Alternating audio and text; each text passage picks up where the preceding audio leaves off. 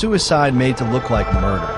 Here's why. It was supposed to be an open and shut case. A 42-year-old man found dead in his study.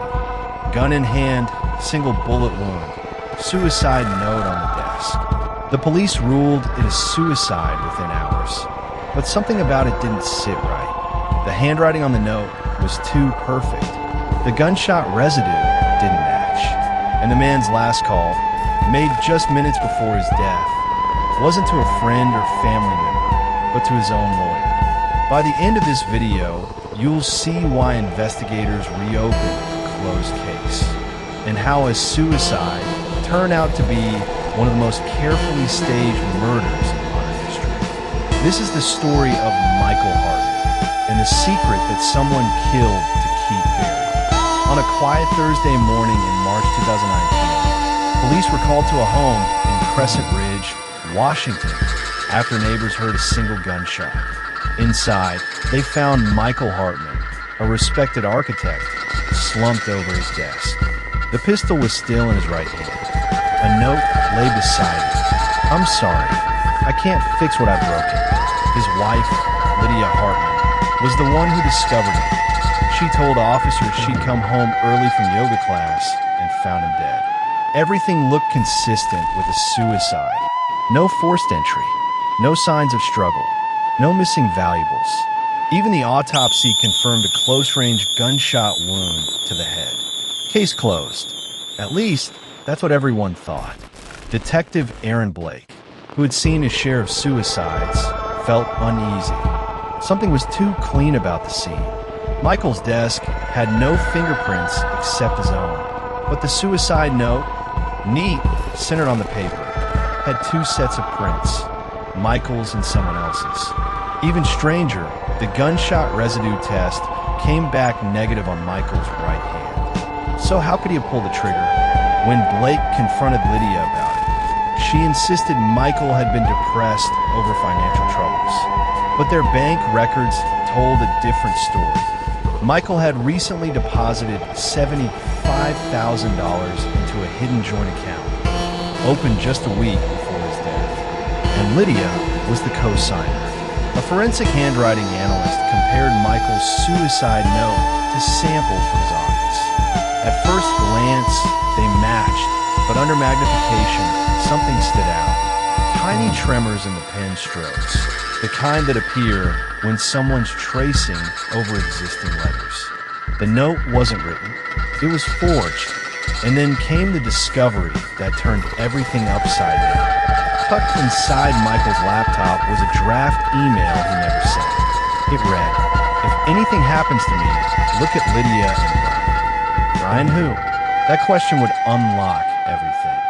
Ryan Keller, Michael's longtime business partner, was the co-founder of Hartman and Keller Architecture. The two had worked together for nearly a decade. Ryan told police that Michael had become emotionally unstable in the months before his death and had made irrational financial decisions.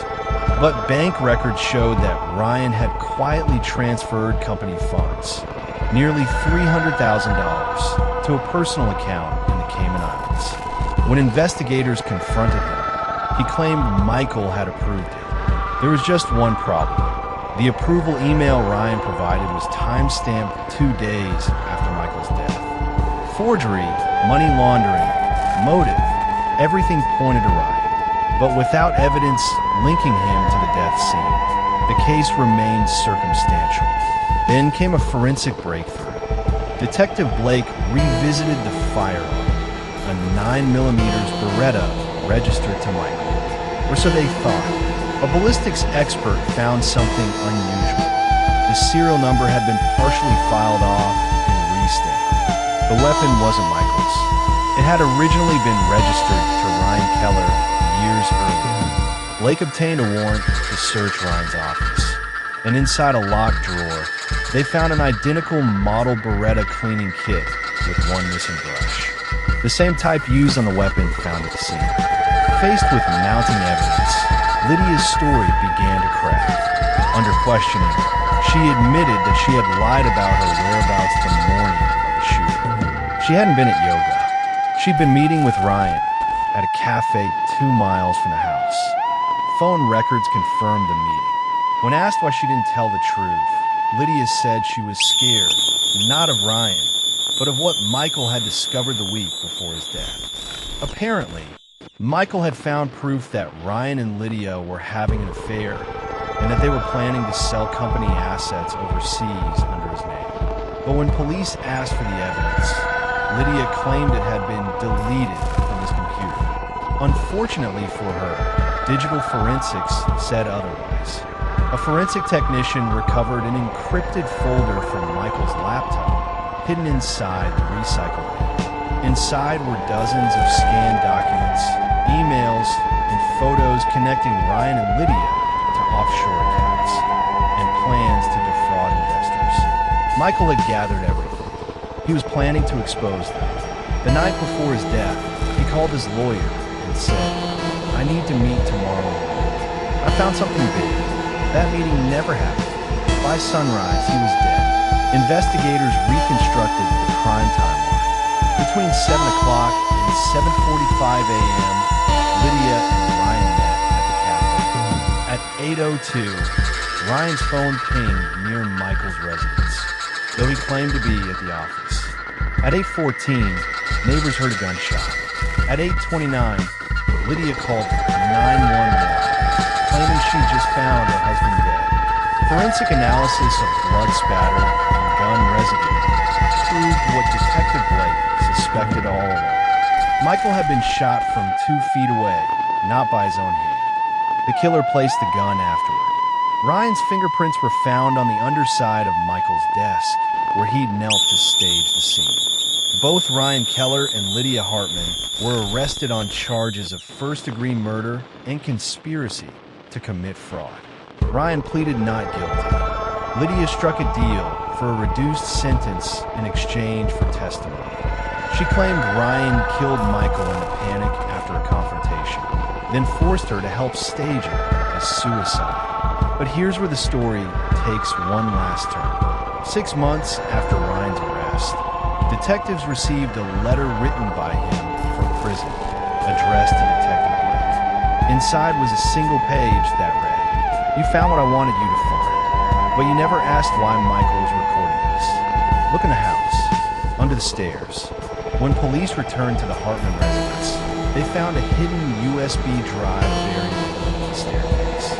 The footage inside showed Michael, late at night, talking directly to the camera. "If this ends badly, it's because of what I found in Ryan's files. He's not who he says he is. There's someone else he's working for." The footage ended abruptly with a loud noise and the sound of a door creaking open behind him. To this day, police have never identified who that someone else was. The official story is that greed and betrayal led to Michael Hartman's murder. But some detectives believe there was more, a third accomplice who disappeared after the arrests, possibly tied to the offshore accounts. Ryan Keller maintains his innocence to this day, and the hidden footage, with its cryptic warning, suggests Michael's death was part of something much larger.